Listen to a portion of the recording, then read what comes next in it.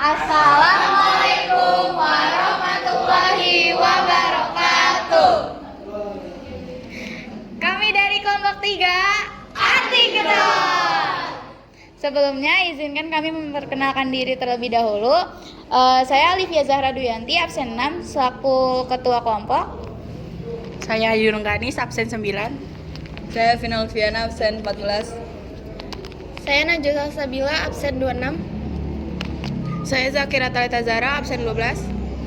Saya Faras Ali, absen 13.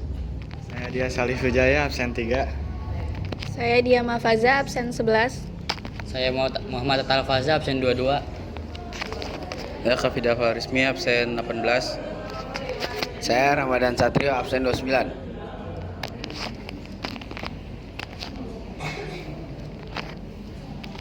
Presentasi kita hari ini yaitu tentang design thinking dan LKPD 3. Sebelumnya kami akan memulai dari pengertian design thinking dulu, dan ada beberapa pertanyaan yang akan kami jabarkan dan lalu jawabannya juga.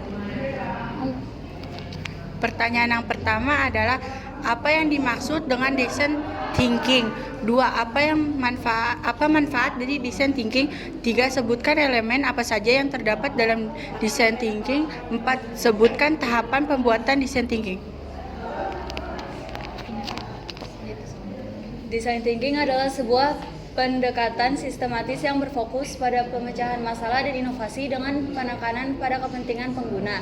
Yang kedua, berikut adalah beberapa manfaat utama dari design thinking. Pertama, memahami kebutuhan pengguna dengan lebih baik. Dengan memahami kebutuhan, keinginan, dan perilaku pengguna, kita dapat menciptakan produk atau layanan yang benar-benar relevan dan bermanfaat.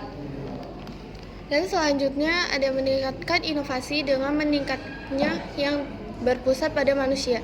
Kita dapat menemukan solusi yang unik dan inovatif untuk masalah yang kompleks. Ketiga, mengurangi resiko kegagalan. Dengan melibatkan penggunaan sejak awal proses pengembangan, kita dapat mengidentifikasi potensi masalah dan melakukan perbaikan sebelum produk atau layanan diluncurkan. 1. Ada people-centered, tindakan yang berpusat pada hal yang dibutuhkan dan diinginkan pengguna, dalam hal ini manusia. Highly kreatif, bisa berkreativitas sebebas mungkin karena tidak ada aturan yang terlalu kaku dan baku. Menciptakan atmosfer atau suasana yang terbuka dan menyenangkan sangat penting untuk memproduksi kreativitas yang lebih berkualitas. Lalu elemen yang ketiga itu ada hands-on, yaitu proses design thinking memerlukan pengujian langsung oleh tim desain, bukan hanya membuat teori atau gambaran di atas kertas. Pembuatan prototipe ini dapat dijadikan sebagai metode komunikasi untuk mengetes data yang telah dibuat. Lalu elemen yang keempat itu ada iteratif, proses yang memiliki tahapan yang berulang-ulang untuk melakukan improvisasi agar menghasilkan produk atau aplikasi yang baik sesuai yang dibutuhkan oleh penggunanya.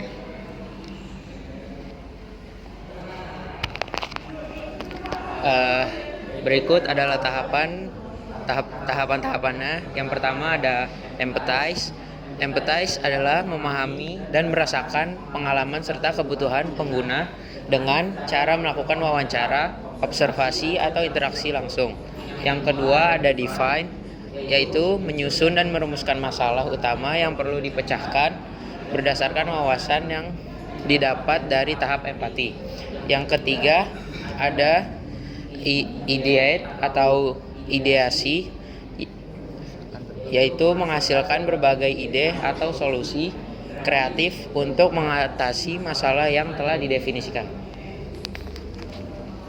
Yang keempat ada prototype, membuat model atau versi sederhana dari solusi untuk menguji dan mengeksplorasi ide-ide yang telah dikembangkan.